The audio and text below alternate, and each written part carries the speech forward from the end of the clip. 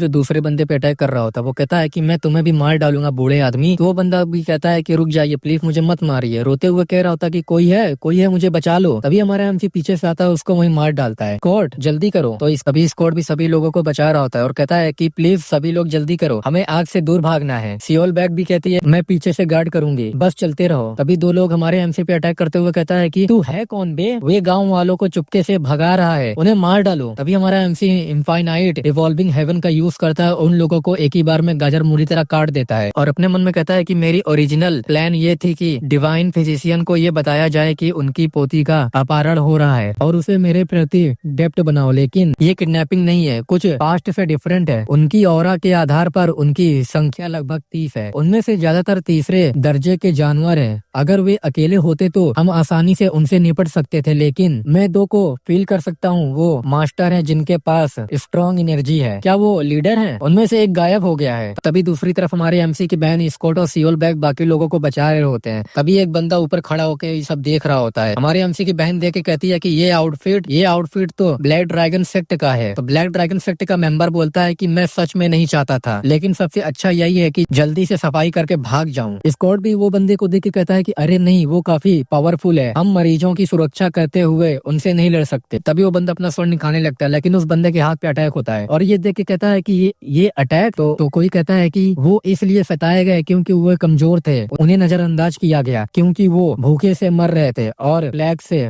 Effect हो गए थे। अगर मैं उनकी मदद नहीं कर सकी, ऐसा नरसंहार करना। तो वो बंदा अटैक करते हुए कहता है कि ये कौन है? मैंने मोसिम गांव में इस तरह की किसी मार्शल आर्टिस्ट के बारे में कभी नहीं सुना था। ये देख के हमारी एमसी की बहन कहती है कि बहुत बढ़िया, उस लड़के की मार्शल आर्ट इनक्रेडिबल है। हमारा एमसी भी पीछे से आ जाता है और कहता है कि क्या तुम लोग सेफ हो? यहाँ के आसपास का एरिया साफ हो गया है, इसलिए हम लोग इस विलेज से अब निकल जाते हैं। तभी स्कॉट कहता है कि हाँ प्लीज सावधान रहें सर। हमारा एमसी कहता है कि बाय द वे उस वुमेन की टेक्निक आखिर क्या है? जब मैंने पहले उसका सामना किया था ये उससे पूरी तरह से अलग है। और दूसरी तरफ वो लोग फाइटिंग कर रहे होते हैं और हमारा एमसी प्रमोद ने कहता है कि एक्यूपंक्चर और मेडिसिन के माध्यम से उन्होंने मेरी बॉडी क्षमताओं और ओरिजिनल एनर्जी को तेजी से बढ़ाया। ऐसा लगता है कि ये मार्शल आर्ट का एक अमूर्त रूप है जिसका यूज डिवाइन फिजिशियन द्वारा किया गया है। अभी सिस्टम से मैसेज आता है कि एक न्यू मार्शल आर्ट डिटेक्ट हुआ है। हमारा एमसी भी कहता है कि एक न्यू मार्शल आर्ट, क्या ये सच है? क्या ये सच में डिवाइन फिजिशियन की ग्रैंड डॉटर है? और दूसरी तरफ वो बंदा अटैक करते हुए कहता है मर जाओ। तो ये लड़की कहती है कि तुमको क्या लगता है कि तुम क्या हो? तभी उस लड़की को कुछ अचानक से होता है, अपने बाजुओं को देखते हुए कहती है कि वो कंधा जिस पर अभी भी पैर रखा गया, मुझे लगता है कि मैं अभी वॉर के लिए तैयार नहीं हूँ। वो बंदा लड़की पर अटैक करते हुए कहता है कि ये खत्म हो गया छोटी बच्ची। तभी हमारा एमसी आता है बीच में, उसके अटैक को ब्लॉक कर लेता है। ये देख के दोनों ही चौंक जाते हैं। वो बंदा कहता है कि मेरी स्वॉर्ड को रोकने में कामयाब हो गया। हमारा एमसी कहता है कि second form the pressure of the haven energy से बड़ा एक स्वॉर्ड निकलता है जिससे उसका सर धड़ से अलग हो जाता है। और हमारा एमसी और कहता है यही है, ये रहा लास्ट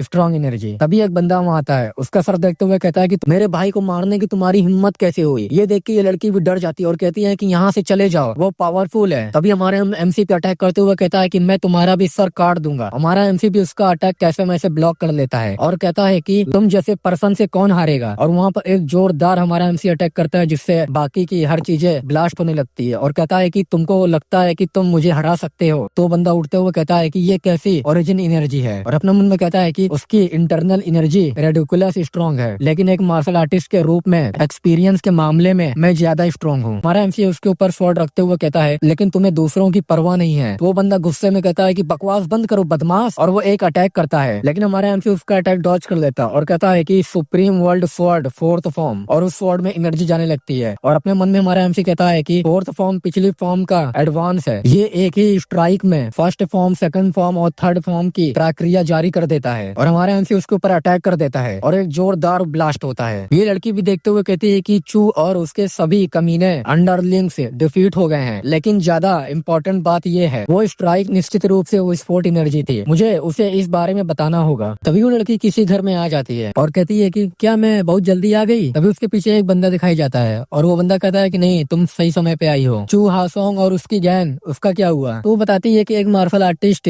आया और उसने उन सभी को हरा दिया, ब्लैक ड्रैगन सेक्ट नष्ट हो गया है। तो बंदा बोलता है कि चू हासोंग सबऑर्डिनेट एसोसिएशन का लीडर है, वो कमीना भी अपनी सीमा के शिखर पर पहुंचने के कगार पर था, है ना? तो बताती है कि दुश्मन के एक ही वार से सब कुछ खत्म हो गया, उन्होंने एक्सप्लोसिव एनर्जी का यूज करके ब्लास्ट किया। वो बंदा बोलता है कि एक्सप्लोसिव एनर्जी, कौन सा पर्सन इसका यूज करता है? तो वो बोलती है कि वो काफी यंग था, जैसे उसने अभी अभी जिहाद पास किया हो। तो चेयर पे बैठते हुए अपने मन में कहता है कि क्या वो 15 साल की उम्र में विस्फोट एनर्जी का इस्तेमाल कर सकता है? अगर वो 20 साल की उम्र में भी अपनी मार्शल आर्ट के टॉप पर पहुंच जाए तो भी उसे जीनियस ही माना जाएगा, उसमें बहुत संभावनाएं हैं। ऐसा आदमी अब तक कैसे अनदेखा रहा? तो लड़की कहती है कि अब जब बात यहाँ तक आ पहुंची है, आप क्या करने की प्लानिंग बना रहे हैं? तो वो बंदा बोलता है कि हाँ, अब जब चो साहोंग मर चुका है, हमें कोई दूसरा रास्ता ढूंढना होगा। क्या तुम उसे हरा सकती हो, उस आदमी जिसने विस्फोट एनर्जी का यूज किया था? तो वो लड़की कहती है कि अगर वो अकेला होता तो मैं किसी तरह कोई रास्ता निकाल लेती, लेकिन वो अकेला नहीं था।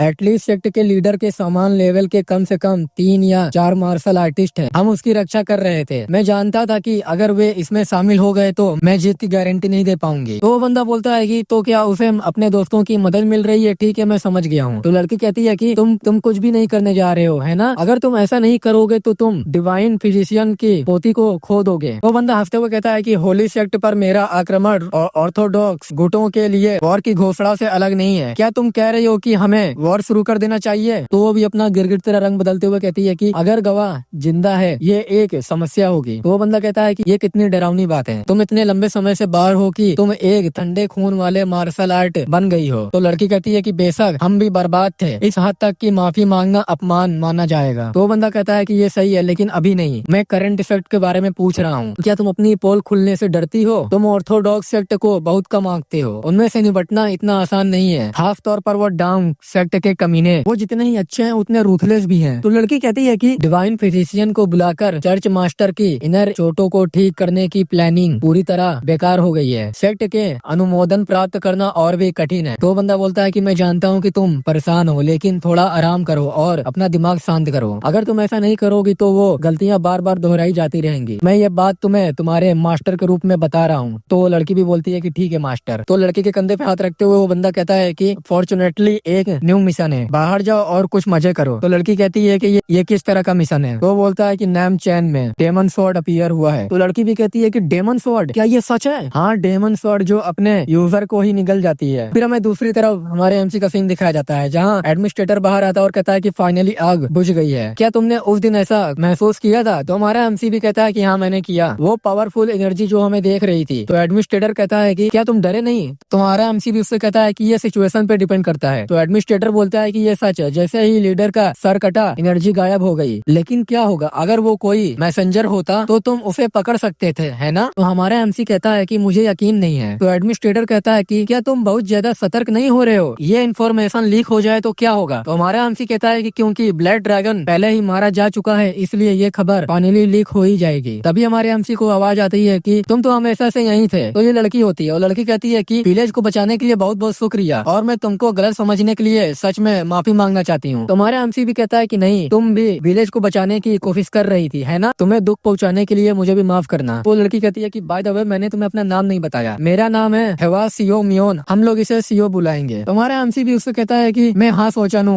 हाँ फैमिली से, और अपने मन में कहता है कि हेवा सेक्ट, यहाँ तक कि डिवाइन फिजिशियन हेवा जिम्बैक भी हेवा सेक्ट का यूज करते थे। तो सीओ बोलती है कि है ना, मुझे नहीं पता था कि तुम हाँ फैमिली से हो। तो हमारा एमसी भी कहता है कि मैं वहीं से हूँ, मुझे नहीं पता था कि तुम उस डिवाइन फिजिशियन की पोती हो। तो वो लड़की शौक होते हुए कहती है कि क्या तुम्हें ये कैसे पता चला? तो हमारा एमसी कहता है कि मैंने डिवाइन फिजिशियन के बारे में अफवाहें सुनी और उन्हें खोजने के लिए यहाँ आया। यहाँ केवल एक यंग वुमेन से मिलने के लिए जो एक्यूपेंचर का यूज करती है। इसके अलावा तुम डिवाइन फिजिशियन के सामान हेवा सेक्ट से हो, क्या तुमको इससे ज्यादा सबूत की जरूरत है? तो वो लड़की भी थोड़ा डरते हुए कहती है कि वाओ, मैं तुम्हारी स्किल की प्रशंसा करने से खुद को रोक नहीं पा रही हूँ सर। वैसे भी ये जगह भी खतरनाक है, हमें डिवाइन फिजिशियन को किसी दूसरी जगह ले जाने की जरूरत है। क्या हमने पहले ही ब्लैक ड्रैगन को हरा दिया है? तो हमारा एमसी भी कहता है कि सिचुएशन बदल गई है, ब्लैक ड्रैगन सेक्ट के मेंबर सिर्फ कठपुतली थे, उनके पीछे जरूर कोई मास्टरमाइंड होगा। तो वो लड़की कहती है कि एक मास्टरमाइंड? तो हमारा एमसी अपने मन में कहता है कि मुझे पता लगाना है कि वो कौन है। सबसे पहले मुझे सीओ को मुझ पर पूरी तरह ट्रस्ट दिलाना होगा। ऐसे करने के लिए मुझे उन 7 लोगों के नाम बताने होंगे। तो हमारा एमसी भी उससे कहता है कि अगर ब्लैक ड्रैगन सेक्ट के मेंबर्स को मूव किया जा रहा है तो मास्टरमाइंड डेमोनिक सेक्ट है। तो वो लड़की कहती है कि डेमोनिक सेक्ट, क्या डेमोनिक कल्ट होली सेक्ट नहीं है? तो हमें बताया जाता है कि एक सिंगल फोर्स के रूप में ये मार्शल आर्ट की दुनिया में सबसे बड़ा है, यहाँ तक कि हेवनली अलायंस और ब्लैक लोटस सेक्ट को भी पीछे छोड़ देता है। डेमोनिक कल्ट जो दुनिया पर रूल करता है, मार्शल आर्ट वॉर के बाद लोगों पर कंट्रोल के रूप में भय का यूज करता है, ये सही है, डेमोनिक कल्ट है। तो वो लड़की कहती है कि इसका कोई मतलब नहीं है, होली सेक्ट मुझे मारने की कोशिश क्यों करेगा, होली सेक्ट में एक प्रतिभाशाली डॉक्टर माँ IQ भी है। तो हमारा अंशी उससे कहता है कि मुझे भी इसका रीजन नहीं पता, ऐसा हो सकता है कि कोई ऐसा रोगी हो जिसका इलाज माँ की यूही भी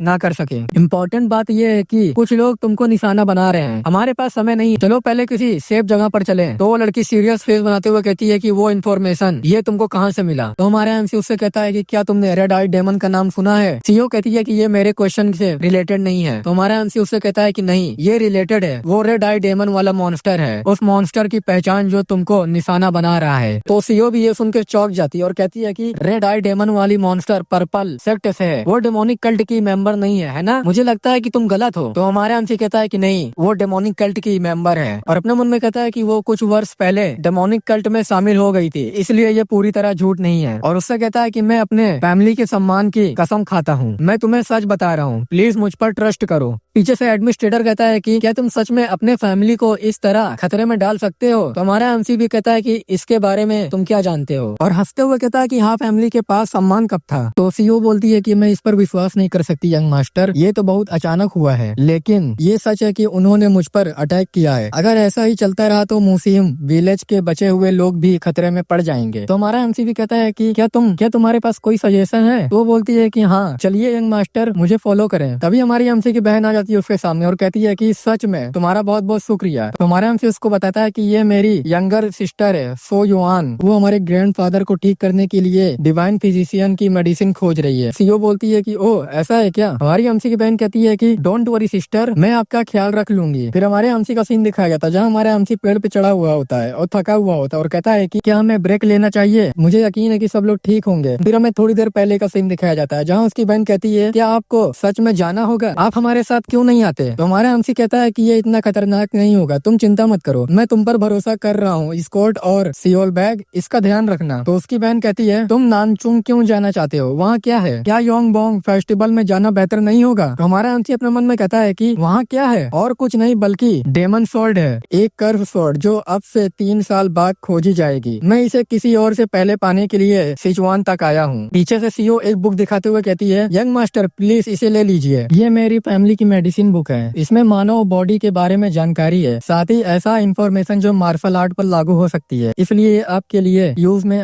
होनी चाहिए। तो हमारा एमसी उसको देखते हुए कहता है कि बोनहा एक्यूपेंचर टेक्निक, ऐसा लगता है कि अगर मैं इसका सही ढंग से यूज करूँ तो ये बहुत मददगार साबित होगा। पीछे से एडमिनिस्ट्रेटर कहता है कि तो क्या डेमन स्वॉर्ड सच में वहाँ है। तो हमारा एमसी कहता है कि ऑफ कोर्स डेमन स्वॉर्ड एक शापित तलवार थी जो ब्लड और जीवन को चूसता था। तो एडमिनिस्ट्रेटर कहता है कि तुम ऐसे बात करते हो जैसे तुमने पहले भी ऐसा देखा है। तो हमारा एमसी भी कहता है कि हाँ तुम सही हो, मैंने इसे अपने पिछले लाइफ में अपनी आंखों से देखा था। तो एडमिनिस्ट्रेटर कहता है कि मैं देखता हूँ कि ये एक ऐसा प्रकार है जो यूजर के बॉडी पर कब्जा कर लेता है। तो एमसी भी कहता है कि क्या तुम मुझ पर तुरंत विश्वास करते हो। एडमिनिस्ट्रेटर भी कहता है कि वेल मैंने भी कुछ बार ऐसा ही कुछ देखा है, इसलिए चाहे वो डिवाइन ट्रेजर हो या मॉन्स्टर वस्तु, इससे कोई फर्क नहीं पड़ता। तो हमारा एमसी कहता है कि तुम क्या कह रहे हो। तो वो बोलता है कि नहीं, मुझे बस एक पल के लिए फ्लैशबैक याद आ गया था। तो हमारा एमसी कहता है कि क्या तुम्हारे पास डेमन स्वॉर्ड से रिलेटेड कोई कहानी है। तो बोलता है कि हाँ, ज्यादा स्पष्ट रूप से कहूँ तो ये उन लोगों के बारे में है जो कर्स स्वॉर्ड बनाते हैं, लेकिन तुम्हारा एमसी कहता है कि क्या तुम्हारा मतलब है कि कर्स स्वॉर्ड आर्टिफिशियली मेड है। तो बोलता है कि हाँ, तुम सोचते हो कि कर्स स्वॉर्ड जमीन से उग आती है या कुछ और। तो बोलता है कि नहीं, ये बात नहीं है, लेकिन वेल तुम जानते हो कि लोग कहते हैं कि भूतों के पास स्वॉर्ड या अदर चीजें होती हैं, मैंने सोचा था कि ये ऐसा ही था। तो वो बताता है कि वेल बेसिक प्रिंसिपल तुम्हारे विचारों से ज्यादा अलग नहीं है, लेकिन उन्होंने आर्टिफिशियल एक्सपेरिमेंट के माध्यम से कर्स स्वॉर्ड बनाई। उन्होंने अपने मारे गए बच्चों के खून से लोहे का पोषित किया और वो एक पर्सन को तलवार के बल पर एक इमारत के बंद कर देते थे और उसे गुस्से दिलाने के लिए उसमें आग लगा देते थे। तो हमारा हमसे गुस्साते हुए कहता है कि वो कमीना बास्टर्ड या वो डेमोनिक कल्ट से थे। तो वो बोलता है मेरे टाइम में होली सेक्ट के धारणा इतनी बुरी नहीं थी जितनी अब है। जिन लोगों ने कर्स स्वॉर्ड बनाई थी वो और भी ज्यादा दुष्ट हो गए थे। थे। तो हमारा एमसी भी कहता है कि उस फैक्शन का नाम क्या था, तो वो बताता है कि ब्लड कल्ट नाम था। तो हमारा एमसी अपने मन में कहता है कि ब्लड कल्ट, मैंने इसके बारे में कभी भी नहीं सुना। एडमिनिस्ट्रेटर कहता है कि वे सभी पागल कमीने थे जिन्होंने अपने बल चमकीले लाल रंग में रंगे थे। तो हमारा एमसी कहता है कि तुमने सेक्ट के नाम पर खून के लिए शरीफ का प्रयोग, वे लोग पूरी तरह से पागल होंगे। तो एडमिनिस्ट्रेटर कहता है कि वेल, उन्होंने फाइनली अच्छे इरादों के साथ शुरुआत की होगी। मुझे याद है कि उनका बहुत ही विश्वसनीय आदर्श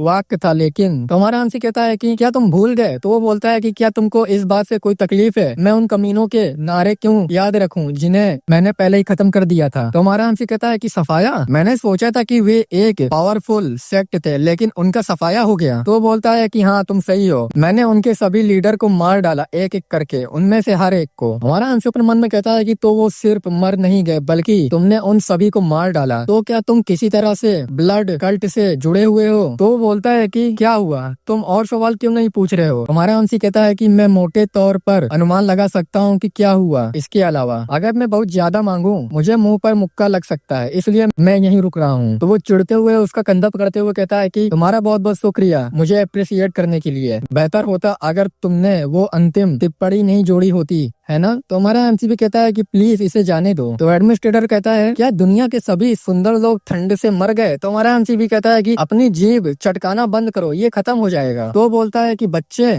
मेरी जीभ कठोर है, ये ठीक नहीं होगी। क्या तुम जानते हो कि अगर मैं अपनी जीभ में अपनी क्यूआई डाल दूं तो ये तुम्हारी तलवार से भी ज्यादा पावरफुल हो जाएगी। तो हमारा एमसी भी कहता है क्या तुम यूज करना चाहोगे? तो बोलता है कि हाँ, तुमने सही कहा, अभी लाइब्रेरी में आओ। क्या इससे पहले कभी भी तुम पर मेरी जीभ का अटैक नहीं हुआ? ये बहुत गंदा है, मैंने कहा लाइब्रेरी में आओ। तो हमारा एमसी भी कहता है कि ठीक है, फिर भी मैं क्यों जा रहा हूँ। फिर हमें नेमचून का आउटसाइड का सीन दिखाया जाता है, जहाँ कोई कहता है कि ये यहाँ नहीं है, यहाँ नहीं है, यहाँ नहीं है, और हमारा एमसी रोते हुए कहता है कि डेमन फोर्ड यहाँ नहीं है, और बैठ जाता है उदास होके और कहता है कि ये कितना मजाकिया है, इस समय ये अभी भी यही होना चाहिए। आखिर क्या हुआ? मेरे पिछले लाइफ में डेमन स्वॉर्ड निश्चित रूप से इस गोदाम के वेयर हाउस में मिली थी। तो एडमिनिस्ट्रेटर कहता है कि क्या तुम गलत जगह पे आ गए हो? तो वो बोलता है कि नहीं, ये निश्चित रूप से वो प्लेस है जिसके बारे में मेरे बेनिफैक्टर ने मुझे बताया था, उनकी इंफॉर्मेशन गलत नहीं हो सकती। मॉन्स्टर स्वॉर्ड निश्चित रूप से यहाँ थी। तो एडमिनिस्ट्रेटर कहता है कि तब केवल एक ही प्रोबेबिलिटी है। तो हमारा एमसी कहता है कि वो क्या है? तो वो कहता है कि हिस्ट्री चेंज हो गया है। हमारा एमसी भी कहता है कि हिस्ट्री चेंज हो गया है। तो गाइस, ये एपिसोड यहीं खत्म होता है। आई होप आप लोग को वीडियो अच्छी लगी होगी। तो वीडियो को लाइक कर दीजिएगा, चैनल को सब्सक्राइब कर दीजिएगा और जितना हो सके उतना शेयर कर दीजिएगा। हम लोग मिलेंगे नेक्स्ट एपिसोड में, तब तक के लिए बाय बाय।